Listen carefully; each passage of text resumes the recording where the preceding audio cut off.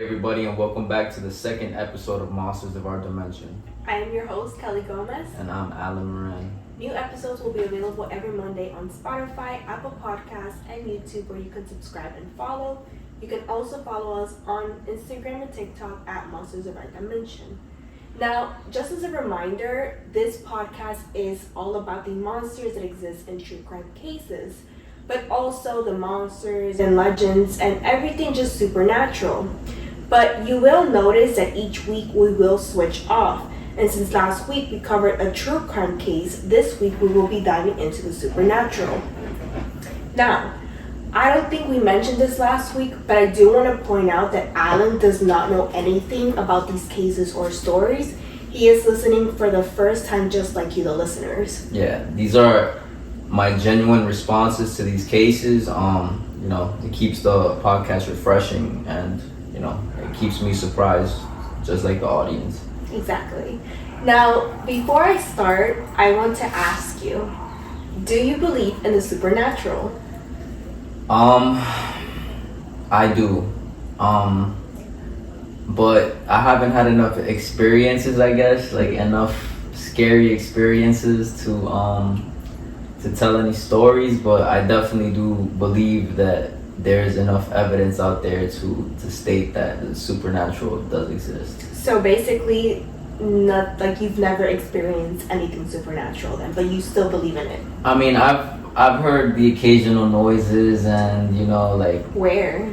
Like in my house, and okay, so tell us of a time then. Just when we were kids, they would leave us home alone. I would be home alone, and then I would just hear like weird noises in the house. It was a big house, so I mean, it could have been anything, to be honest, but stuff like that. But nothing to the extent where I could say, like something moved on its own, or I felt something like present with me, just little things like that. Okay. Well, I've experienced, I believe, 2 supernatural occurrences, and I think you know which one I'm going to talk about. I think I've told you about this before, but so basically, like, the first one, this goes back to like 2014, which was like the day that my dad passed away, basically. And it was, I believe, around 3 a.m. when I woke up in the middle of the night. And at the time, I was sharing a room with my sister, so me and her were both in the same bed. And I don't know, I just woke up like out of nowhere, and in the corner of the room, I just see like this very shadowy figure just come across the corner of the room. And while that's happening, my vision kind of just blurs out. And I mean, I didn't know what to think of it, but literally, like, I would say 10 seconds later, I hear my mom receive a phone call, and I already knew that my dad, like, that was not the news. Like, I already knew instinctively that my dad had passed away. And, basically earlier during that day, my dad, since that very same day, that morning, like, he woke up very bad. He went to the hospital, and, throughout the day, like, he wasn't getting any better. So we knew that he was, like, it was a serious condition in the hospital. And, the little energy that he had left, he was able to talk to my mom, and he was able to talk to my sister and my brother. But by the time the phone kind of just was passed to me, I don't think he had any more energy left. So, like, to me, that was his way of saying goodbye. That's like my opinion till this day, and I firmly believe that. This case similar to these occurrences that you've had? Well, what we're really focusing on today is, if you really truly believe in the supernatural, or if you believe that there's just always like a logical reasoning behind it. Yeah. Okay. So our sources are www.americanhauntingsinc.com, NewYorkTimes.com. We are all very much aware that the United States has haunted towns all over the country. You might have heard of some of the most famous ones, such as Centralia, Pennsylvania, or most known as Silent Hill, West Virginia. Now, for those that don't know Silent Hill, West Virginia, I know it as the movie that was released in 2006, but I think it was based off of A video game. exactly. Yeah. And I mean, based on the movie, it's basically like a mother. She tries to find her missing daughter in like a town called Silent Hill, and like crazy shit happens at night. Like I'm talking about, like I feel like hell lives in that town. No, yeah, I've seen the video game. It's actually very scary. So, but there is one town that has been lost for over 2 centuries, and a lot of people may not know about it. This town will question your faith or your beliefs. The question for today's episode comes down to this. Do you believe that this town is purely unlucky, or is it really cursed? This is the story behind one of the most infamous lost towns in American history. This town is part of a larger township in northwestern Connecticut called Cornwall. It's located in a more isolated part of Cornwall, near the border of upstate New York. It rests in the middle of 3 large hills where the area is home to rocky soil, mountainous terrain, and high-density forestry. Even though the official name is Cornwall, this town is widely known as Dudleytown. Dudleytown, or at least the area where it is located, was first owned by a man named Thomas Griffiths, which he purchased the land in an auction in 1738 from Yale College.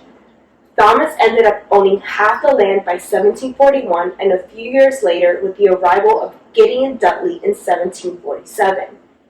Gideon was followed to the town by his two brothers, Barzillai Dudley and Abiel Dudley, in 1753. Martin Dudley joined his brothers just a few years later. Because of the Dudleys' numbers and industriousness, the Dudleys were able to give their name to the community. Now, just bear in mind that it's like a whole family tree right now. Yeah. So, the town soon expanded with other families with names like Jones, Patterson, Carter, Tanner, Dibble, and Porter. As the town developed, and I quote, the curse became more and more evident due to its location between 3 large hills. Noon was often a time of darkness, which kind of reminds me of Silent Hill in a way. I know that in Silent Hill, like, you kind of get a little warning, but in like this town, you don't really get a warning. It just becomes dark at noon, basically. The small farming community was almost immediately a failure. Winters were brutal and the soil was unsuitable for most crops. Timber became a main source of income, but the town struggled. In 1854, the local census reported that only 26 families ever resided here. This would be the height of Dudleytown's population. These 26 families endured unspeakable oddities and mishaps that draw trespassing visitors to this very day. I think it's a little shocking to know just how few people really lived here. No, yeah, I mean, I guess it was just really hard to strive in that town. You know, not a lot of work, not a lot of resources. So, yeah. I mean, more power to them. Exactly. Now let's go back in time just a little bit further. The quote, and I quote, curse had its beginnings in England in 1510.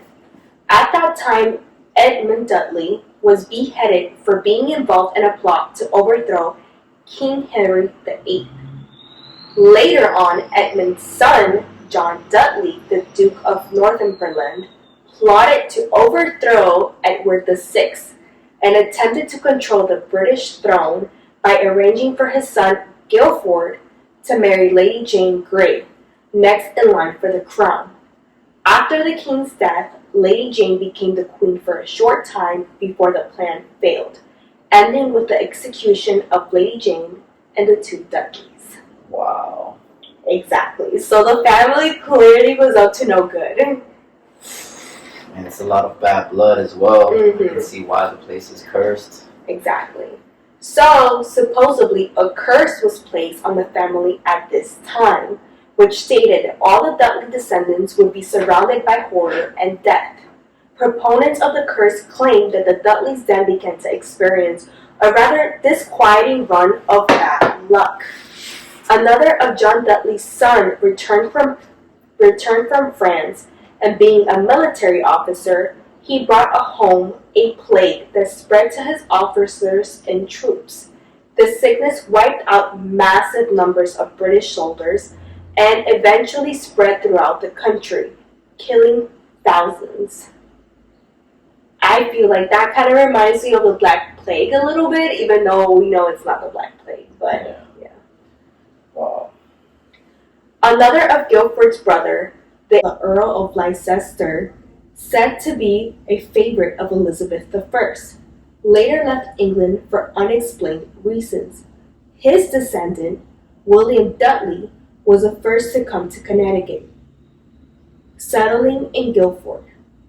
3 of his descendants moved to Cornwall Hills in the middle of the 1700s, which we now know as Gideon, Barzillai, Abiel, and Martin. So, does that make sense, or do you need me to go over the family tree? I feel like you should go over it just in case, anybody who got lost in it. It's a big family. Exactly. So first we have Edmund Dudley. That's the one that tried to behead, got beheaded for overthrowing King Henry VIII. And then Edmund's son, John Dudley, was the one that plotted to overthrow Edward VI. And then John Dudley's son, Guildford, decided to, obviously was the one that married Lady Jane Grey. And then you have Guildford's brother, that's the one with the plague. Yeah. And then from there, you have another brother of Guildford, and then his descendant, William Dudley, was the first one to come to Connecticut, which then comes Gideon, obviously Abiel, Martin. So it kind of just goes down. Yeah. Does that make sense? Yeah, no, that makes sense. Okay. Dozens of legends recall the tragedies that befell Dudleytown. One of the first victims of the Dudleytown curse included the Nathaniel Carter family, who moved to Dudleytown around 1759 and lived in the house once owned by Abiel Dudley. Before he was made a ward of the town, a mysterious plague swept through Dudleytown and took the lives of the Adoniram Carter family, relatives of Nathaniel. And saddened by the loss, the family moved to Binghamton, New York, from Dudleytown in 1763, where they built a log cabin. Apparently, the curse followed them. In 1764, while Nathaniel Carter was away from home, a band of American Indians invaded their home, massacred his wife and some of his children, then burned the house to the ground. Shortly after, he decided to call it quits and moved back to a home in New York with the remaining family. But it didn't end there. Nathaniel was scalped and killed by the same American Indians that had killed his wife and children prior. The Carters' other 3 surviving children were abducted and taken to Canada, where 2 daughters were ransomed. The son, David Carter, remained with his captors, married an Indian girl, and later returned to the United States for his education. He went on to edit a newspaper and became a justice on the Supreme Court. That's quite a story to tell. You should write a book, actually. But yeah, no, that family suffered a lot of loss, if I do say so. Yeah. I believe that the son David definitely has Stockholm syndrome. I mean, he got captured, and I don't know if he was forced to marry the Indian girl, but, maybe he did fall in love with her. Another victim of the supposed curse is the untimely death of Gerson Hollister. Gerson Hollister fell to his death while building a barn for resident William Tanner in 1792. Tanner soon after went insane and claimed that a strange animal from the forest killed Hollister. Talks of demons and ghosts were common among many residents, including Tanner, which, it's just normal, right? It's important to note that William Tanner was a neighbor of Abiel Dudley and had also moved into the house once owned by Abiel. So basically, once the Nathaniel Carter family left, Tanner then moved in. And Abiel himself would suffer from dementia and insanity in his old age. He died at the age of 90. Wow. So he lived a pretty long life. Pretty much. Yeah, it's pretty old. And I feel like I'm assuming that Tanner went insane because he probably felt bad for, Gerson's Hollister's death. I mean, that's just my assumption, Yeah. Now, this victim is the Revolutionary War hero, General Herman Swift, who had served in the Revolutionary War under George Washington, that lost his mind after his third wife was struck by lightning. In 1804, Sarah Fay One was struck by lightning while standing on the front of her home. She was killed instantly. The general then went insane and died soon after. Wow. That's crazy. I mean, it's not very common nowadays to get struck by lightning. It's the fact that they actually have a recorded, documented death that somebody's wife literally got struck by lightning and died from it, and then the husband goes insane. I mean, do you really think that like back then it was really common to die from No, I being mean, struck? no, I don't. That's what I'm saying. Like, it's so uncommon to die from being struck by lightning. Yeah. It's so rare. Like the possibilities, like One in like 10 million or something like that. And probably nearly impossible, but it's crazy. but pobrecito. One of the more famous legends tells how Mary Shanae Greeley, the wife of Horace Greeley, who was the editor and founder of the New York Tribune. Horace married a young woman named Mary Young Shanae. Mary was born and raised in nearby Litchfield and never lived in Dudleytown.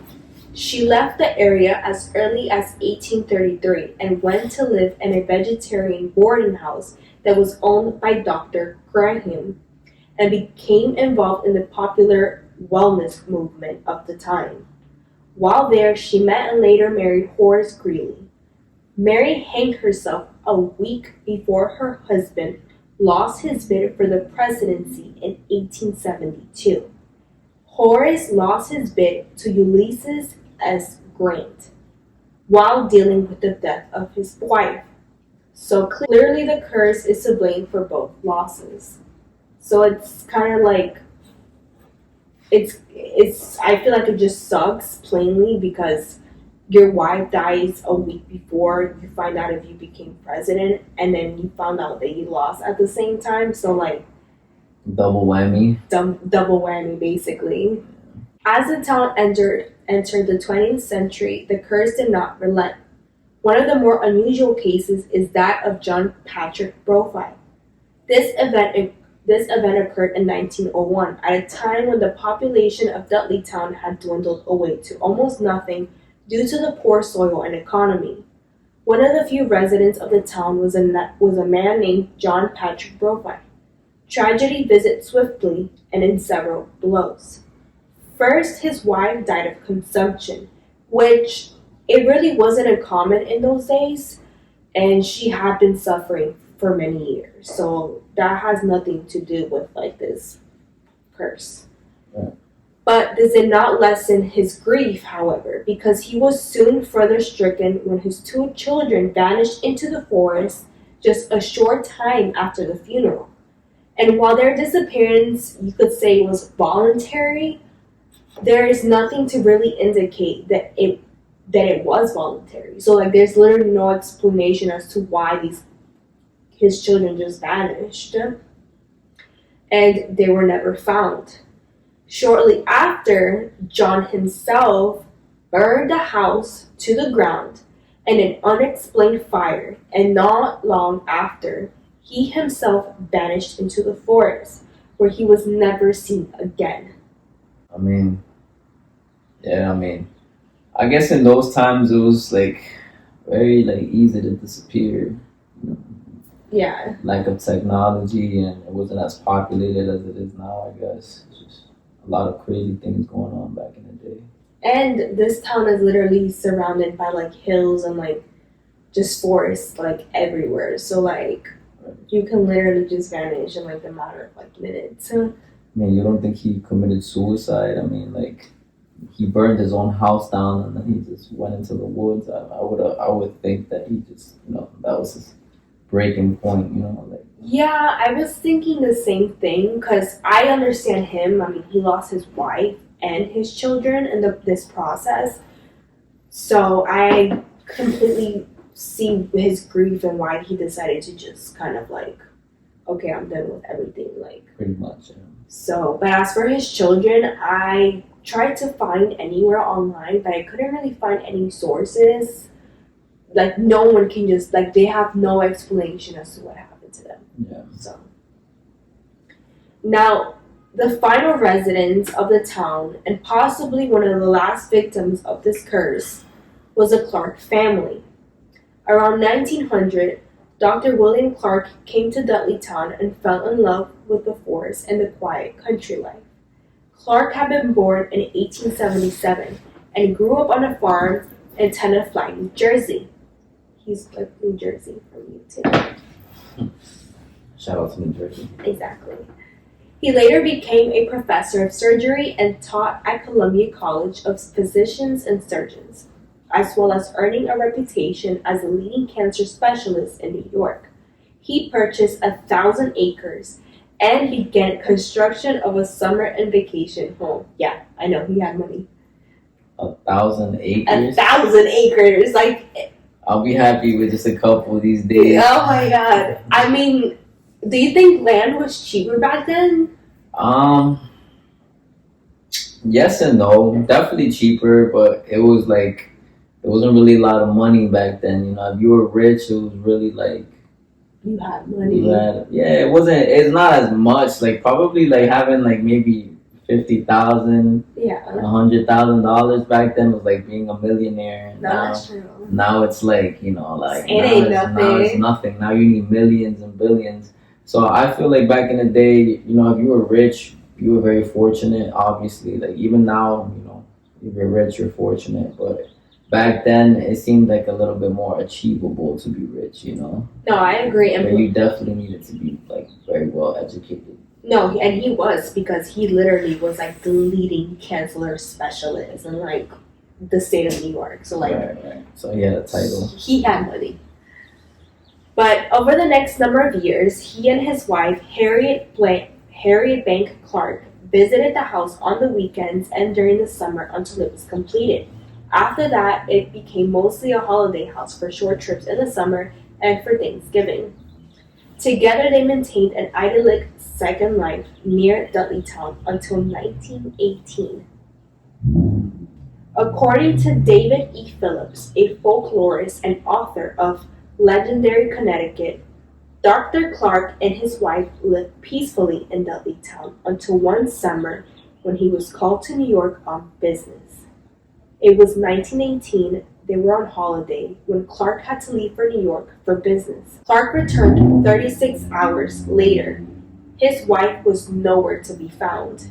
From an upstairs room came a manic, uncontrolled laughter. Clark went upstairs and found his wife in complete distress. Harriet claimed that there were strange creatures in the woods. Clark came to the realization that during his absence, his wife had gone crazy. Soon after, Harriet too committed suicide. Wow. And I just want to point out that obviously we don't know what happened to her during those 36 hours, but being alone in that town, I don't really think there was really any residents left in Dudleytown. So you're all there by yourself. This isn't the first time that people have claimed that there's strange creatures in the woods, So you don't know what happened during those 36 hours, sir. Mm-hmm. Clark would remarry and remain in the area until his death in 1943, which he helped find the Dark Entry Forest Association, which has helped preserve the surrounding forest and the site to this day.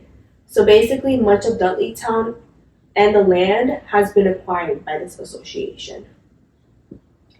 Now, I kind of want to get into the the skepticism of this story of this curse basically. And this town has been plagued by insanity, suicides, murder, and obviously unrecognizable creatures at night. But you really have to wonder if those who lived in Dudleytown really were driven to like madness, or if the land itself is to blame, as it was once used as a Native American burial site for the Mohawk people. Wow. Now, there are some people that believe that what took place in Dudleytown was just a lack of viable resources. Folklorists attribute Dudleytown's basically demise solely to the curse of the Dudley family. But for residents like John and Jean Leach, who have lived in Bald Mountain, which is basically right next to Dudleytown, for 36 years. And they feel that the community failed because of poor farming conditions and lack of financial opportunities. The Leaches added that the real curse of Dudleytown are the legends themselves, which have attracted everyone from witchcraft societies to motorcyclists who tear up the highway and throw beer cans along the way. Quote, "They come roaring up here expecting there to be toilet facilities and concession stands," Mr. Leach said. "What they don't realize is that there's absolutely nothing to be seen." Which I kind of have to give it to the Leaches because there is barely anyone in this town left. So like if you're going to like visit, you're not gonna find like anything. You're just gonna find like a lot of forest basically. Yeah. It's basically the land itself. Exactly. But basically where these legends or stories like really began to surface, it wasn't until 1926 when Edward C. Starr published his history of Cornwall, aka Dudleytown, where he included 2 pages about Dudleytown residents. The book didn't get much attention until the early 1970s. That's when a Connecticut couple, Ed and Lorraine Warren, videotaped a Halloween special from Dudleytown. They declared, quote, demonically possessed. Ed Warren said that Dudleytown was, quote, controlled by something terrifying. Do you know who Ed and Lorraine Warren is? I do. Okay, you want to explain?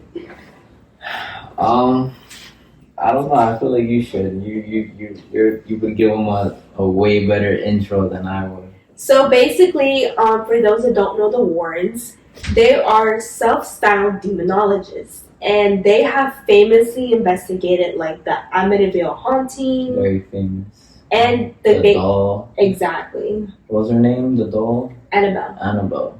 And as well as the cases of the Conjuring, like both the one that obviously like the first Conjuring, and I think the one where it's like in the UK. Right. Yeah. With the little girl. Exactly. So they're very famous if you guys haven't seen the movies, but just in case you guys don't know who they are, give you guys a little bit of insight and background. Exactly. And obviously if you're into the supernatural community, you know that these people, like, they're very well known. Right. And they actually have a museum as well. I believe it's in Connecticut. Yeah. In Connecticut, you could see all the stuff that, all the demonic things that they've acquired throughout their cases. Even the Annabelle doll. Of course, you cannot touch it. Don't touch it. And yeah, they actually get like a priest to come and bless it. Yeah, and bless the whole museum just in case, the spirits ever come back to these items, very powerful stuff. So exactly. You guys should definitely go check it out if you guys ever, are around Connecticut. Exactly. Very spooky stuff. But in recent years, that same reputation that they have, basically built as like these famous demonologists has lost a lot of its momentum, because a lot of people recently have basically just kind of confessed that like when the Warrens came to investigate their homes, a lot of the things that they were doing was basically only purely for money. It was very self-motivated and just so they can attract things like book deals and things like that, So a lot of these families that did reach out to them, like they believed that like none of these hauntings actually existed. Like for example, Amityville, they had like this whole seance happened after the murders. And the people in that room till this day have done interviews where they claim that, nothing really happened. But then obviously the Warrens tell you something else very much differently. Yeah. So as you can see, it's kind of hard. People kind of find it hard to believe what the Warrens had said in before and what they say about Dudleytown. Yeah. So despite these very logical reasons, I still want to point out that these deaths are strange, and these occurrences at Dudleytown, they happened, and historians have attempted to downplay these unusual events in recent years. They have tried to debunk these deaths by saying that what occurred in this town, just a few people lived there, so it's like, it's just like a few people, like it happens. That's what they're trying to say. Yeah. And they have also downplayed the disappearances by saying that these cases of insanity and weird deaths, like, they happen all the time. Mm-hmm. So, which I get because mental health is very real. But my question is, why are there so many unusual things happening in such an isolated area with so few people living in it? Visitors who went to the land where Dudleytown is located have stated about the strange incidents and wispy apparitions in the woods that they have experienced themselves. Visitors have claimed that they have seen shadowy figures, ghosts, and some of these strange creatures mentioned throughout the decades are witnessed. Due to the vandalism and a recent mysterious fire that placed us under close watch by the residents of the surrounding area. It is private property, so please do not try to visit it. And trespassers are persecuted as such. But those daring enough to visit the dark woods are often overwhelmed with sadness. They do report the feeling of being watched and even being suffocated. And I'm talking about now, present day. That's crazy. So now I kind of want to get a little bit into what we think, and we can go into the route of Dudleytown was never cursed, but I feel like that doesn't mean that the town wasn't tainted in some other way. Right. Because how it was mentioned earlier, this land was once occupied by Mohawk Indian tribal ground. So I'm a huge believer that you don't really touch land that is sacred. Not only that, you said it was a burial ground, right? So yeah. You're kind of building a town on a final resting place of, basically souls and spirits that have been laid to rest, So, exactly. I mean, yeah, that's just asking, You're asking for at that point. Yeah, you're asking to be fucked with at that point, because it's come on, you're literally gonna build a town on top of where I'm literally buried at. My bones are probably not even ash yet. I don't even know what happened to those bones. I feel like back then they probably just built their houses on top of it, Yeah, that's what I'm saying. Yeah. So the disrespect of it probably drove the women crazy, weird things, spirits can take the form of anything, when they feel like they've been wronged. Yeah. And even the deaths that have been happening, it ain't I feel like when you commit suicide or you've been murdered, your soul just roams the earth, and stuck in a place where you committed the suicide or you were murdered. Yeah. And since a lot of people died there, there's a lot of spirits and stuff lurking around. So. And mind you, most of the deaths that I have talked about earlier, most of them have been suicides. So that's it's not, I don't know. For me, I don't think it's a coincidence, but my question to you is, do you really think that all of this is just pure coincidence and imagination, or do you really think that there's something in this? this town? I mean, it can't. It's just too many occurrences to be a coincidence. You know, a coincidence is maybe once or twice that it happens, and you can deem it as a coincidence. But once like all these occurrences happen, it's you can't label it as a coincidence anymore. You know, something is wrong. Like either leave the land alone or just vacate it. You know, Exactly. Just, leave it alone. You know, like if it was a burial ground, like you shouldn't be trying to build anything on top of it. You know, like it's just crazy to me. And I wonder, like, so I really wonder if these families really knew that that was a burial ground. No, of course not, Yeah. because they were just so ignorant to the Native Americans at that point. Anyway, like we have to like remember that when the British came here and they tried to like colonize and stuff like that, they murdered,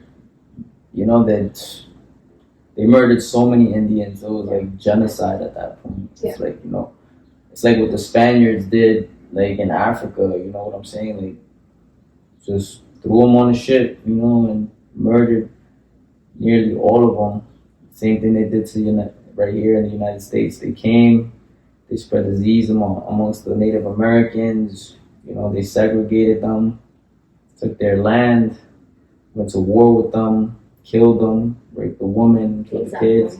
It was just like so much bad blood to begin with, and it's That's not good energy at all. no, it's not. It's this country's just a bunch of bad blood, all around.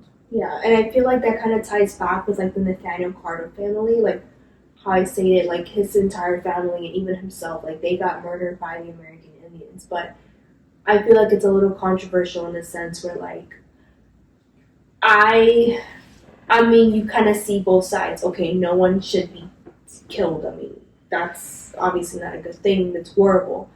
But then you have these American Indians that they were probably very pissed off, and they were like, you literally took our burial ground, like this is our land, like you took that away from us. So in a way I feel like that the death of the family was part of a revenge, from them. But it's just a very like, I don't know, it's a very hard, it's just hard because you see both scenarios. Like it's not good that they got killed, obviously, but then at the same time, like there is a reason why. Like they didn't just kill them to kill them. Exactly. There's always like two sides to a story. We don't know what happened to what they have done to the Native Americans, but from the brutality of just American history, I guess we can presume it wasn't good, Exactly. because the Native Americans were done so dirty. But again, does the family deserve to be Scalped and Yes, killed? scalped and killed. No, but at the same time, brutalities have probably been done to those Native Americans that they feel like they needed to justify it. So Exactly. but yeah, that's crazy stuff. But we really want to hear your thoughts and, what do you think happened? Well, do you think that Dudleytown is really cursed or not? You can leave us a comment on our Instagram page. You can also email us, but we really would love to hear like what you think. Yeah, and don't forget to research the town yourselves. Look at some pictures. Exactly. Let us know if it's creepy looking or not. If you would ever settle there, if you had the opportunity to. Obviously not, but Yeah. But if you don't want to search the photos, I will also be posting like just a couple of photos in our Instagram page.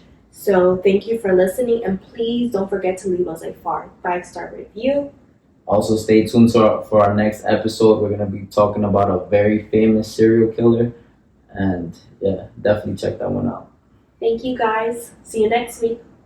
Peace.